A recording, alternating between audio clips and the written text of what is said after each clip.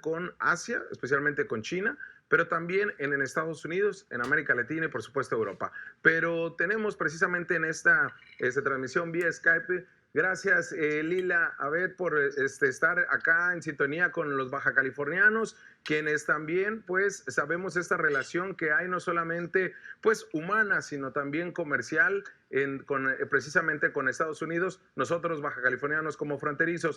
Muy buenas noches, ¿cómo estás? Muy buenas noches, Jorge. Feliz de estar con ustedes. Gracias por la invitación. Lila, coméntanos, ¿cómo ves ahorita el tema del coronavirus? Nosotros hablábamos y cuestionábamos, es un mismo virus para todos los países, pero todos los países lo han interpretado de diferente manera en las medidas tanto de contención como restricción y también hasta sancionatorios. Hemos tenido entrevista con residentes de Baja California en Argentina, en España, en Corea, en Holanda, vía Skype, y cada uno nos muestra una realidad diferente en sus países y que a lo mejor son muy similares en casos como lo que se vive en México. ¿Cómo se vive en Estados Unidos y cómo interpretas todo este escenario con las autoridades? Pues mira, Jorge, Estados Unidos ya se posiciona como el tercer país con más número de casos registrados. En primer lugar está China, ahora en segundo lugar está Italia y bueno, Estados Unidos ya se encuentra como tercer lugar con más de 50,000 casos. Como uno de los estados que más está sufriendo ante esta epidemia es el estado de Nueva York, que para enfrentar esta epidemia, esta pandemia. Entonces, Estados Unidos, por más que sea una primera potencia, en realidad ya tiene muchos estados como Illinois, Maryland, Washington y como dije, Nueva York, que están ya en un cierre total de actividades por completo. El gobierno federal ha emitido un mensaje un poco contradictorio desde la Casa Blanca. El día de hoy y ayer el presidente Donald Trump ha dicho que quiere reactivar la economía para Pascua, ya será el 12 de abril. Se espera que haya un paquete de estabilización económica de $2 trillones que está por firmarse en el Congreso de Estados Unidos, que contempla 500,000 millones para rescatar a las grandes empresas estadounidenses en la industria de aerolíneas, de cruceros y restauranteros que se van a ver y que ya están siendo impactadas fuertemente por esta pandemia. Entonces, a lo que voy con esto es que Estados Unidos, a pesar de que es una economía fuerte y ha sostenido un crecimiento económico relativamente estable con tasas de desempleo muy bajas, al día de hoy se está desplomando la economía como a nivel mundial y creo que México tiene que tener mucho cuidado que a pesar de que las grandes potencias mundiales pueden enfrentarlo con más recursos, en realidad no están preparados los sistemas de salud pública para enfrentar esta pandemia y eso lo estamos viendo alrededor del mundo, Jorge. El día de hoy, el director general de la Organización Mundial de la Salud, Tedros Adhanom, consideró que todavía es posible cambiar la trayectoria, pero instó a los países a adoptar rigurosas pruebas y estrategias de seguimiento de sus contactos. Para muchos en México se han sido muy pasivos, pero ya decíamos, han obedecido a pie de letra lo que dice la Organización Mundial de la Salud. ¿Cómo ves la reacción que ha tenido el gobierno de Andrés Manuel López Obrador en el tema del COVID-19? Mira, yo creo que por un lado ha tomado las medidas, como tú bien has dicho, de la Organización Mundial de Salud. Las recomendaciones se han llevado puntualmente. México cerró los colegios con únicamente 100 casos registrados a comparación de Italia y España, que cerraron los colegios cuando registraron más de 1,000 casos. Entonces, por ese lado creo que van muy bien.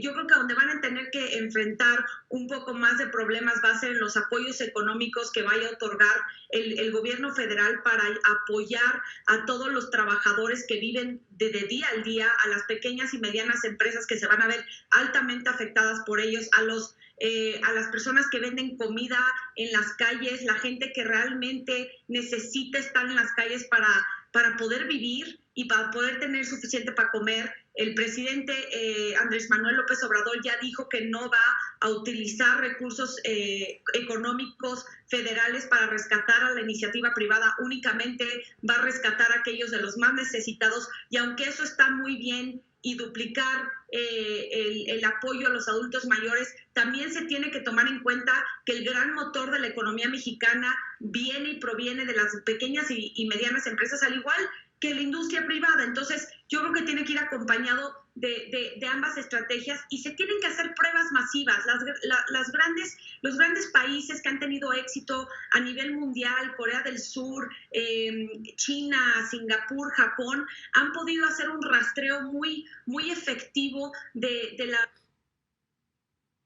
por medio de pruebas masivas de los contagiados, de quienes han tenido contacto con esos contagiados para poder aislar y hacer cuarentena de estas personas para prevenir que el contagio se salga de control. Y creo que México necesita tener suficientes pruebas para poder llevar a cabo este tipo de sistema y no dejar que se sigan contagiando más personas, porque yo creo que esos son de los grandes retos que tiene México por delante, y prevenir que por un tema de pánico, de frustración e incertidumbre económica no vaya a surgir una ola de inseguridad y violencia, y también cuidar la salud mental de todos que van a entrar en una cuarentena y un aislamiento a largo plazo, que ya el subsecretario de Salud, Gatell, dijo hoy que estamos viendo que esto puede salir hasta por ahí de agosto, septiembre o octubre. Entonces sí vamos a enfrentar un reto fuerte en el futuro cercano.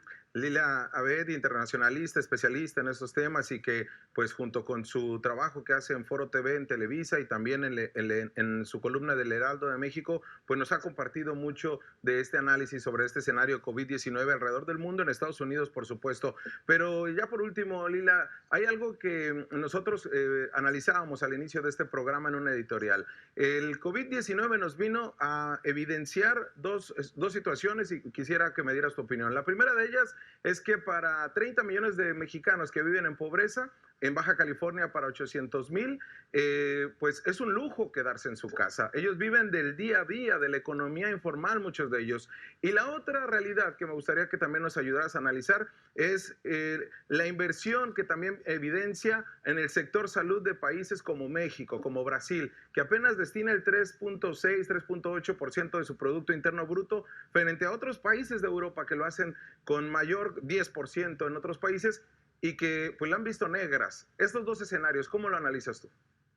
A ver, yo creo que sí, el primer punto de todos los trabajadores que participan en una economía informal, es un lujo, por supuesto, quedarse en casa. Estamos tomando en cuenta que quedarse en casa requiere también de equipo tecnológico para poder seguir trabajando para muchas industrias, pero de nuevo, como lo comenté, para aquellos que tienen que estar en las calles, que dependen del consumo mexicano, ya sean los restauranteros también, los de servicios, se van a ver gravemente afectados por esto, y de nuevo van a requerir que para poder permanecer en casa, que el gobierno federal, estatal y municipal esté proveniendo y esté proviendo de estos recursos económicos para apoyar a aquellos que no van a poder estar en la calle por este tema de aislamiento y cuarentena. Y si va para largo plazo, necesitan poder asegurar su método de vivienda, porque aparte estás hablando de familias mexicanas. Eso por un lado. Y por otro lado, yo creo que esto es una gran prueba para los gobiernos y para los sistemas de salud pública a nivel global,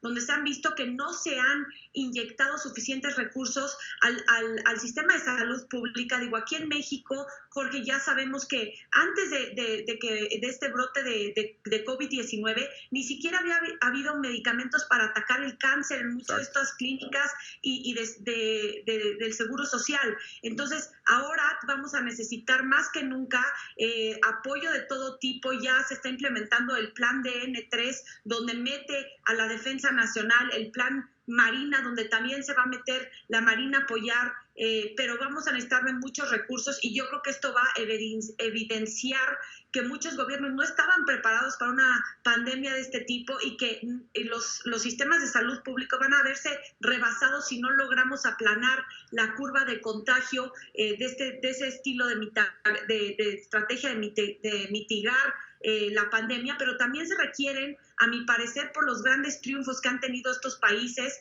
como Singapur, Corea del Sur y China, de tomar medidas agresivas extremas, que tal vez tienen un costo político muy fuerte, pero que también se requiere de la supresión de la pandemia, no nada más la mitigación, sino que también se requieren medidas agresivas extremas para suprimir el nivel de contagio y el número y que no se vayan a escalar el número de casos aquí en el futuro próximo. Y yo creo que esto es una prueba para todos los gobiernos y de nuevo para los sistemas de salud público a nivel global, Jorge. Lila, a ver, te agradecemos que desde Estados Unidos pues, nos haces este contacto y por supuesto pues tenerte de invitada en otra ocasión, ya que sea con otro tema quizás, pero de verdad esta oportunidad que tienes de compartir tu análisis con los baja californianos pues es importantísimo para nosotros. Muchas gracias. Cuenta con ello, Jorge. Es un gusto estar con ustedes y gracias por la invitación. Pues bueno, ahí tienen ustedes a Lila Abed que pues nos comparte este análisis y la importancia de nosotros hacerlo de esta manera. Nosotros vámonos a una pausa, pero antes déjeme decir